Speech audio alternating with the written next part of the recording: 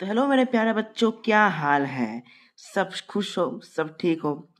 तो आशा करता हूँ आपने मेरे पार्ट 1 जो है क्लास 8 ज्योग्राफी का चैप्टर थे एग्रीकल्चर का पार्ट आपने शायद देख लिया होगा। अगर नहीं देखा है तो इस वीडियो के पहले आप ज़रूर उस वीडियो को अच्छे से देख लेना। मैंने अच्छी तरीके से पार्ट 1 मतलब कमर्शियल फार्मिंग का आगे वाले पार्ट को अच्छी तरह से समझा दिया है। आज हम पढ़ने वाले हैं जो पार्ट, वो बहुत ही इम्पोर्टेंट पार्ट होने वाला है, कमर्शियल फार्मिंग। और उसके बाद वाला पार्ट आज शायद पार्ट 2 या पार्ट 2 होगा वीडियो का, जब मैं शूट कर रहा हूँ यहाँ पर। और अगर आपको वीडियो अच्छी लगती है तो वीडियो को लाइक कर दीजिए और चैनल को सब्सक्राइब करके बेल आइकन ज़रूर प्रेस कर दीजिएगा, आपको प्रॉपर टाइम पे शीघ्र नोटिफिकेशन मिलने के लिए, ताकि मैं ऐसा ही वीडियो अपलोड करूँ आपके पास नोटिफिकेशन आ जाए मेरा वीडियो का। तो बिना किसी देरी के, बिना किसी बात के, पूरे जोश के साथ वीडियो के आगे बढ़ते हैं। चलिए चैप्टर को स्टार्ट करते हैं। Part 2 chapter agriculture class 8 geography. तो पहले पहले हमको यहाँ पर ये जानना होगा कि कमर्शियल फार्मिंग क्या होता है। तो अगर आपने मेरा पिछले वीडियो देखा है तो मैंने वहाँ पर कहा था कि एक तो होता है सब्सिस्टेंस फार्मिंग और सब्सिस्टेंस एग्रीकल्चर, कोई भी आप कह सकते हैं। एक होता है कमर्शियल फार्मिंग। तो सब्सिस्टेंस में जो फार्मर्स खेती करते हैं और जो क्रॉप्स वहाँ पे उगाते हैं वो सिंपल टेक्नोलॉजी से उगाते हैं। फैमिली लेबर यूज होता है, कोई हाई फाई केमिकल्स फर्टिलाइजर्स, हाँ मतलब जो एक्सपेंसिव होता है, chemical pesticides, fertilizers, machines, technology, ये सब कुछ भी यूज़ नहीं होता। नॉर्मल फैमिली लेबर हो, स्टिक्स, इन सब के यूज से नॉर्मल ट्रेडिशनल मेथड से फार्मिंग होता है। और जो प्रोड्यूस होता है ना, वो फैमिली के लोग कंज्यूम करते हैं, वो मार्केट में सेल करने के लिए नहीं बनाया जाता है। और यहाँ पर जो कमर्शियल फार्मिंग होता है वो होता है इसका ठीक उल्टा। मतलब यहाँ पर ज़्यादा के ज़्यादा chemical pesticides, fertilizers, high expensive machineries, scientific technologies बहुत यूज़ किया जाता है। और जो क्रॉप्स होता है ना, वो हाउस होल्ड यूज़ के लिए नहीं होता, वो कमर्शियल यूज़ के लिए होता है। मतलब वो मार्केट करने के लिए यूज़ होता है। मतलब जो क्रॉप्स उगते हैं वो मार्केट प्लेस में पहुँच जाता है और वहाँ पर अल्टीमेटली एक बड़े लेवल के ऊपर वो प्रोडक्शन होता है। तो एक बार नज़र मार लेते हैं कि हमें हमारा एनसीईआरटी बुक में, हमारा प्यारा एनसीईआरटी बुक में क्या लिखा है। In commercial farming crops are grown and animals are reared for sale in the market. देखिए, एक ही चीज यहाँ पर मेन डिफरेंशिएशन हो जाता है। कमर्शियल फार्मिंग का जो प्रोडक्ट्स होता है उसे हम मार्केट में सेल करते हैं, जो कि सब्सिस्टेंस फार्मिंग में नहीं है। अच्छे से आप दिमाग में ये बात घुसा लीजिए। और the area cultivated and the amount of capital used is large. Most of the work is done by machines. Commercial farming includes commercial grain farming, mixed farming, plantation agriculture etc. तो यहाँ पर हमको क्या देखने के लिए मिल जाता है कि कैसे सब्सिस्टेंस और कमर्शियल फार्मिंग डिफरेंस होता है। मोस्ट ऑफ द वर्क यहाँ पर मशीन से होता है। कमर्शियल इसके अंडर में क्या आता है, जैसे कि सबसिस्टेंस में primitive subsistence, nomadic herding, shifting, cultivation वगैरह आया था। तो इसके अंडर क्या क्या आता है? Commercial grain farming. फिर आता है क्या? Commercial grain farming, plantation agriculture, mixed farming. ये आप आगे भी पढ़ेंगे आगे के क्लास में। यहाँ पर हमको थोड़ा बेसिक नॉलेज दिया गया है, आइए समझ लेते हैं। In commercial grain farming crops are grown for commercial purpose. Wheat and maize are common commercially grown grains. Major areas where commercial grain farming is practiced are temperate grasslands of North America. देखिए, temperate grasslands of north America कौन सा है, एक बार समझ लीजिए आप लोग। Prairies का नाम सुना है आपने? नॉर्थ अमेरिका के मैप के ऊपर जो कनाडा होता है उसके नीचे वाले पोर्शन में, मतलब नॉर्थ अमेरिका के नॉर्थ वाले पार्ट में, एकदम एक्सट्रीम नॉर्थ और बीच में, वहाँ पर एक जगह होता है नॉर्थ अमेरिका में, प्रेरीज, प्रेरी ग्रासलैंड्स होते हैं। तो अगर आपका बुक में मैप दिया गया है तो आगे पेज में, तो वहाँ पे आप लोग देखेंगे, मैं भी पढ़ावा दूंगा, प्रेरीज का लोकेशन आपको पता चल जाएगा। वो पूरा ग्रासलैंड्स है और वो ग्रासलैंड में कमर्शियल ग्रेन फार्मिंग होता है। वीट, मेज, ये सब major areas of commercial grain farming है टेम्परेट ग्रासलैंड्स। मतलब देखिए, ट्रॉपिकल जोन में तो फॉरेस्ट उगते ही है ना, टेम्परेट जोन के लिए क्या बचता है? हमारा ग्रासलैंड्स। वहाँ पर बड़े बड़े बड़े ट्रीज नहीं उगते। अगर हम ऑल्टीट्यूड में ऊपर बढ़ेंगे, ट्रॉपिकल से हम टेम्परेट में जाएंगे, तो वहाँ पर ग्रासलैंड्स मिलते हैं। नॉर्थ अमेरिका, यूरोप, एशिया, यहाँ के ग्रासलैंड्स में कई कई तरह से कमर्शियल ग्रेन फार्मिंग होता है। These are sparsely populated with large farms spreading over hundreds of hectares. ये 100 हेक्टेयर की जमीन है. Severe winters restrict the growing season and only a single crop can be grown. देखिए ट्रॉपिकल क्लाइमेट में, forest में और जो नॉर्दर्न प्लेन्स है इंडिया का, मतलब जो ट्रॉपिकल एरिया है वहाँ एक साल में 2-3 क्रॉप ग्रो किया जा सकता है. पर टेम्परेट एरियाज में क्लाइमेट का फैक्टर्स, जो ठंडे वेदर रहता है, जो क्लाइमेट कंडीशंस रहता है, वो सॉइल टेक्सचर रहता है, वो एक लिमिटेशन बन जाता है ज़्यादा क्रॉप्स ग्रो करने के लिए. तो हम एक ही क्रॉप पूरे साल में ग्रो कर सकते हैं.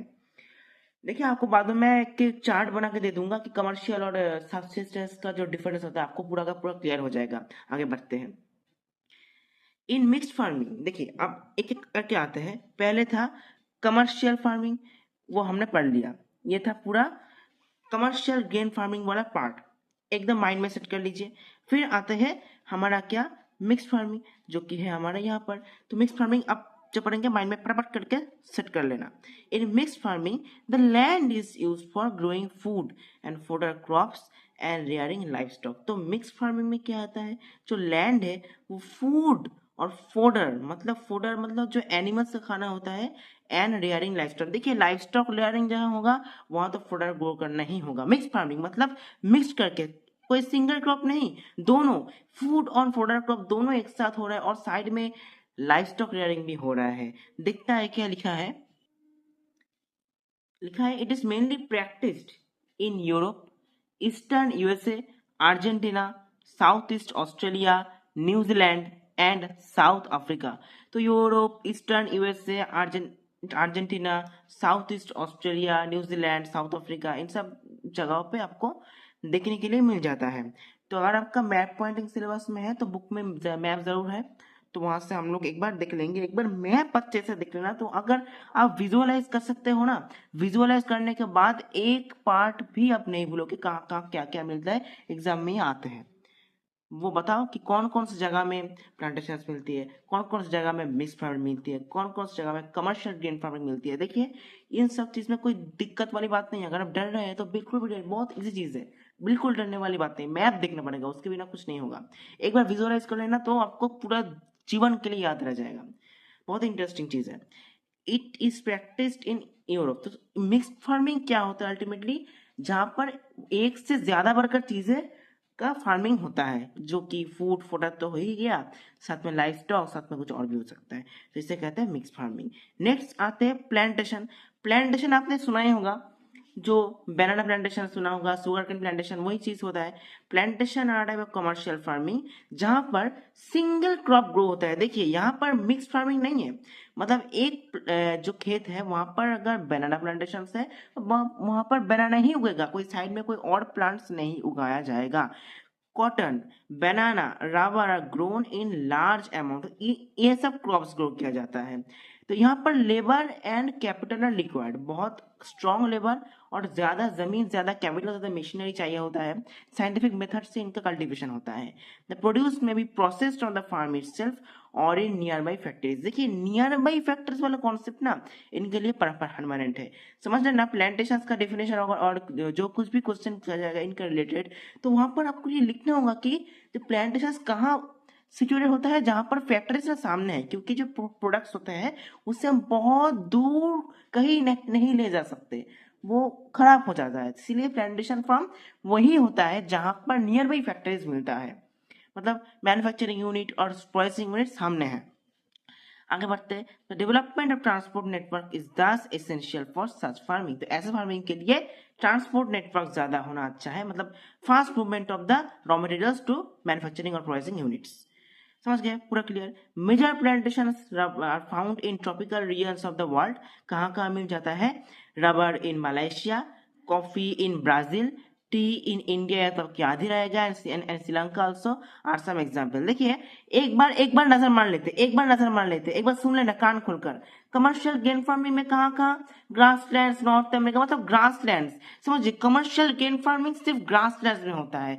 ग्रेन फार्मिंग जो कि नॉर्थ अमेरिका में है, कुछ यूरोप में है, कुछ एशिया में है. फिर आता है मिक्स फार्मिंग. मिक्स फार्मिंग क्या होता है, ईस्टर्न यूएसए में होता है, अर्जेंटीना में होता है, ऑस्ट्रेलिया में होता है, न्यूज. देखिए जो बच्चे फुटबॉल देखते हैं उनके लिए बहुत ईजी हो जाएगा, इस तरह फुटबॉल वाला टीम ही तो है.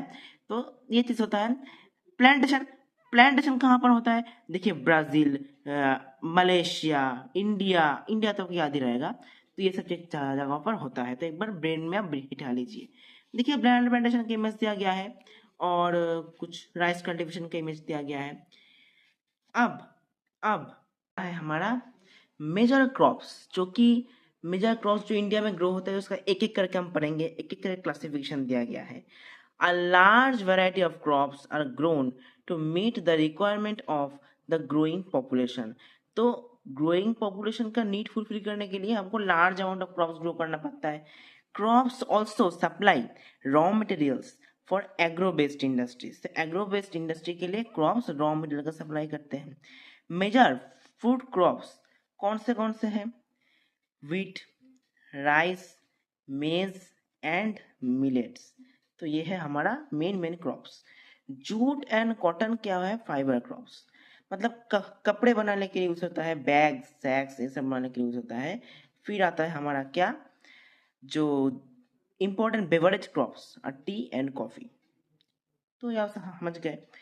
पहले बढ़ते हैं राइस पर। Rice is the major food crop of the world, पूरा विश्व में एक नंबर स्थान पर राइस ही है भाई।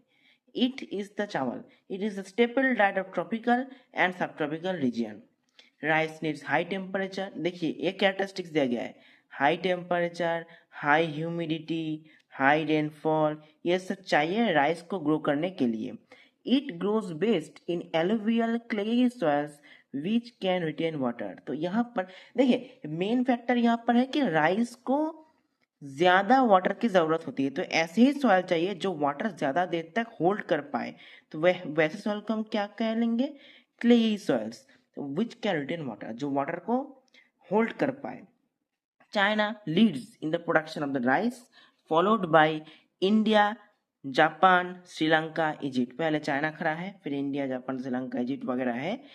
इन favourable climatic conditions as in West Bengal and Bangladesh, 2 or 3 crops are grown in this year in a year। देखिए 3 टाइप का राइस क्रॉप होता है, आपको नॉलेज के लिए बता देता हूँ, नोट कर लेना। आउश, अमन और क्या होता है? बोडो। तो ये तीनों क्रॉप्स कहाँ ग्रो होते हैं? वेस्ट बंगाल, बांग्लादेश में, जहाँ पर क्लाइमेट इतना अच्छा है राइस के लिए कि एक साल में 3 क्रॉप्स भी ग्रो किए जाते हैं। तो इसे कहते हैं कि हम क्या कहेंगे? Rice cultivation. तो यहाँ पर एक इमेज दिया गया है, देखो पानी है, पानी आपको नजर आ रहा होगा, मतलब पानी से सना जगह चाहिए। फिर आता है वीट हार्वेस्ट में। Wheat requires moderate temperature. देखिए राइस में हाई टेम्परेचर चाहिए, वीट में आ गया थोड़ा मॉडरेट टेम्परेचर। एंड रेनफॉल, थोड़ा रेनफॉल भी चाहिए during the growing season, and bright sunshine at the time of harvest. देखिए अगर हार्वेस्ट के बाद बारिश होगा तो अच्छा वीट नहीं होगा। This thrives best in well drained loamy soil. Rice कहाँ होता था? Clayey soil. व्हीट कहाँ होता है? Loamy soil. ये आपको याद रखना, माइंड में छोटे छोटे चीज को सेट करना होगा। Wheat is grown extensively in USA, Canada, Argentina, Russia, Ukraine, Australia, India. तो मैंने आपका किताब में मैप मुझे नजर नहीं आया, तो मैप देना अच्छा था। देखिए मैं कोशिश करता हूँ मैप देने के लिए, अगर कोई सिलेबस में नहीं है तो आपको ज्यादा लोड लेने की जरूरत नहीं है, बट एक बार आपको मैप दिखना चाहिए। मैं कोशिश करूंगा आपको मैप दिखाने का। तो wheat requires moderate temperature and rainfall, तो ब्राइट सनशाइन चाहिए हार्वेस्ट के वक्त, वेल ड्रेन्ड लोहमी सॉइल चाहिए, और राइस में क्लेई सॉइल था। व्हीट इज ग्रोन एक्सटेंसिवली कहाँ का? USA, Canada, Argentina, Russia, Ukraine, Australia, India. It in India it is grown in winter, तो विंटर में हमको व्हीट देखने को मिलता है। फिर आता है क्या? Millets. Millets these are also known as coarse grains, कहते हैं मिलेट्स को। क्या कहते हैं?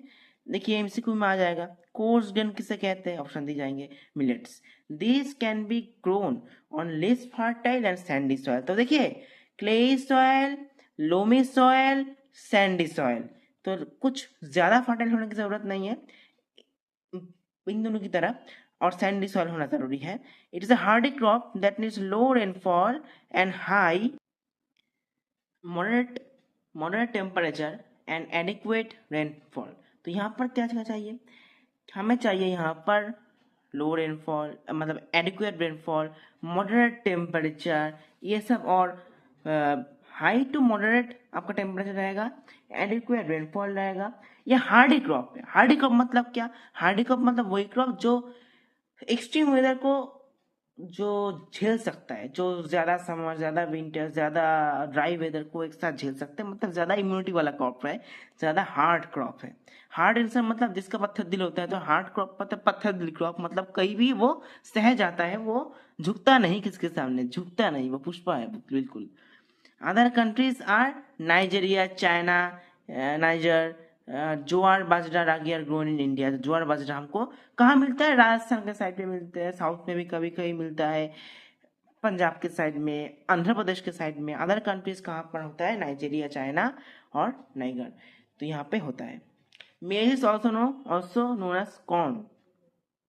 Various colourful varieties of maize are found across the world. तो कॉर्न भी एक मेज है और मेज को हम कॉर्न भी कह सकते हो। तो कॉर्न मतलब अगर आप हिंदी में कहेंगे तो भुट्टा भी कह सकते हैं। जो कॉर्न चीज़ होता है, जो क्या कहेंगे मुझे पता नहीं, कॉर्न कॉर्न ही होता है। तो वही आपको मिल जाता है विभिन्न कलर में। अगर आप गूगल में सर्च करेंगे तो मैंने हाल ही में देखा था कि रेड कलर का कॉर्न मिला था मुझे, मतलब रेड कलर कॉर्न का इमेज। तो बहुत सारे कलर्स में मिलते हैं, बहुत ही अच्छा है। रोड साइड में भी अगर मिलता होगा, जो नींबू छिड़क के थोड़ा आग में सेक के देते हैं, बहुत ही अच्छा टेस्ट है। आप ट्राई करके देखिएगा, आपका दिमाग में भी आ जाएगा, पेट भी भर जाएगा। नेक्स्ट देखिए, ऐसे मजा करते करते पढ़ना चाहिए ना, हमेशा ऐसे करते पढ़ना चाहिए। मेज, मेज आ गए हमारा। मेज क्या? मेज मेज requires moderate temperature, moderate temperature चाहिए, मॉडरेट रेनफॉल चाहिए, लॉट्स ऑफ सन। देखिए, मेज और मिलेट्स में ज़्यादा अंतर नहीं होता। It needs well drain fertile soil, वो भी वैसा ही था। मेज is grown in north America, Brazil, China, Russia, Canada, India, Mexico. देखिए, हर एक में ना कॉमन चीज़ कुछ कुछ होता है, वो हमें फाइंड करना होगा। कॉटन फिर आता है। कॉटन एक बहुत इंटरेस्टिंग क्रॉप होता है। Cotton cotton requires high temperature चाहिए, लाइट रेनफॉल, और मेन फैक्टर कॉटन का एक बहुत ही unique 210 frost free days and bright sunshine cotton को चाहिए अच्छे से ग्रो करने के लिए। और किसी भी क्रॉप में नहीं है, आपको याद रखना होगी कॉटन वाले में ही है कि 210 दिन हमको फ्रॉस्ट फ्री क्लाइमेट चाहिए, ब्राइट सनशाइन, कहीं पर कुछ नहीं, झंझट बारिश कुछ नहीं होगा, तभी कॉटन अच्छे से ग्रो कर पाएगा। It grows based on black and alluvial soils, यहाँ पर ज़्यादा अच्छा होता है। तो ये एक बार रिपीट कीजिए। राइस का होता था भाई, राइस का, अरे भूल रहा वो राइस का होता था। व्हीट का होता था, व्हीट लोमी सॉइल पे होता था। राइस तो फर्टाइल सॉइल्स पे होता था। फिर मेज तो सैंडी सॉइल्स में होता था। और राइस कहाँ होता था? क्ले सॉइल्स पर। हाँ, याद आएगा, याद आएगा। तो एक एक करके आप रिवाइंड कीजिए, समय घुमाइए, ब्रेन एक्सरसाइज कीजिए, आपको याद आ जाएगा, कोई दिक्कत वाली बात नहीं है। It grows based on black and alluvial soils. China, USA, India, Pakistan, Brazil, Egypt are the leading producers of cotton. देखिए, सब जगह पे इंडिया है। इंडिया हमारा एक नंबर कंट्री है। It is one of the main raw materials for the cotton textile industry, जाहिर सी बात है। अच्छा, नेक्स्ट आता है हमारा जूट। जूट, तो जूट का एक यूनिक नाम होता है, गोल्डन फाइबर कहते हैं जूट को। तो गोल्डन फाइबर किसे कहते हैं? जूट। अगर कोई एमसीक्यूज क्वेश्चंस में आएगा तो गोल्डन फाइबर सिर्फ जूट को कहा जाता है। It grows where alluvial soil, फिर से आ गया सवाल, जूट एलुवियल सॉइल पे होता है। High temperature, heavy rainfall, humid climate. देखिए, राइस जूट को आप मिला लीजिए, एक ही चीज है, एक ही तरह से ग्रो होता है। Crop is grown tropical areas, Indian, Bangladesh leading producers of jute. तो आप माइंड में सेट कर लीजिए, राइस जूट सेम है भाई, कहाँ पे मिलता है वो सेम है, कैरेक्टरिस्टिक कैसे क्लाइमेट में होते हैं वो सेम है। ये दोनों तो प्रॉब्लम आप यही सॉल्व कर लीजिए, यही सॉल्व कर लीजिए, राइस और व्हीट का, कोई दिक्कत नहीं है आपको। नेक्स्ट है कॉफ़ी। कॉफ़ी एक भयानक चीज़ है, बहुत ही यूनिक और बहुत ही टेस्टी और बहुत ही एक्सपेंसिव चीज़ भी माना जाता है। Coffee requires warm and wet climate and well drained loamy soil. तो लोमी सॉइल लास्ट में वीट में देखा था, फिर कॉफ़ी में लौट रहा है। एक बार रिमाइंड कर लीजिए। हिल स्लोप्स में ज़्यादा मिलता है। Brazil leading producer of coffee, followed by Colombia and India. तो ये पर होता है। कॉफी के विषय में एक इंटरेस्टिंग फैक्ट दिया गया है। Different versions about discovery of coffee, कई कई लेजेंड्स, कई कई कहानी छुपी है कॉफी के फाउंडेशन के बारे में। In about AD 850, Kaldi, an Arab goat herder who was puzzled by the queer antics of his flock, tasted the berries of the evergreen bush which the goats were freezing. तो एक harder था, गोट harder, वो देखते रहे कि गोट का जो behaviour है थोड़ा बदल गया है एक जगह का बेरी खाकर, मतलब थोड़ा सा के एनर्जेटिक टाइप, कोई अगर अलग रिएक्शन हो रहा है उनका तो वो क्या बेरी से ये चखने के लिए वो उस बेरी को टेस्ट करने गया, और वो on experiencing the sense of acceleration he proclaimed his discovery to the world. तो वो इतना अच्छा लगा उसको उसका फ्लेवर, तो वर्ल्ड में उसका डिस्कवरेशन उन्होंने क्लेम किया। तो ये एक लेजेंड है, और भी कई कई है, वो बाबा बुदन वाला के जो आप अगले क्लास में पढ़ेंगे तो कई लेजेंड्स हैं, मतलब ये हमेशा ट्रू नहीं होता, ये एक माना जाता है। तो बताए नेक्स्ट पेज पर। तो यहाँ पर एक और है, मैंने देखा नहीं, टी, कॉफी है, टी क्यों नहीं आएगा भाई, है। T is a beverage crop grown on plantations. This requires cool climate and well distributed high rainfall throughout the year for the growth of its tender leaves. ये याद कर लीजिए, आसाम, दार्जिलिंग, ये आपको जेल नॉलेज है, आसाम, दार्जिलिंग, कश्मीर के साइड में आपको टी प्लांटेशन देखने के लिए मिल जाएगा। इट टी क्या चाहिए, वेल ड्रेन लोमी सॉइल, फिर आ गया एंड जेंटल स्लोप्स, मतलब टी कॉफी बीट को लोमी सॉइल चाहिए, सेपरेट हो गया। Labour in large number is required to pick the leaves, बहुत सारा लेबर चाहिए।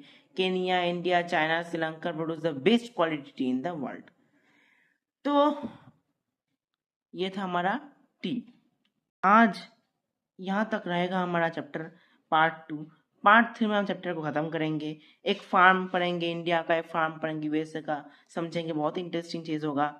समझ के क्वेश्चन आंसर एनसीटी का सॉल्व कर देंगे। कोई डाउट हो तो पूछ लेना कमेंट में, और मैं व्हाट्सएप नंबर डिस्क्रिप्शन में दे दूंगा, वहां पे भी आप टिक्स करके पूछ सकते हैं। कोई डाउट हो तो कोई बात नहीं, आप खुले आम पूछ सकते हैं, मैं आपके भाई की तरह, कोई प्रॉब्लम नहीं है। नेक्स्ट वीडियो में पार्ट 3। अगर वीडियो अच्छी लगती है वीडियो को लाइक कीजिए, चैनल सब्सक्राइब कर दीजिए। मैं आशा करता हूँ आप मुझे सपोर्ट करेंगे।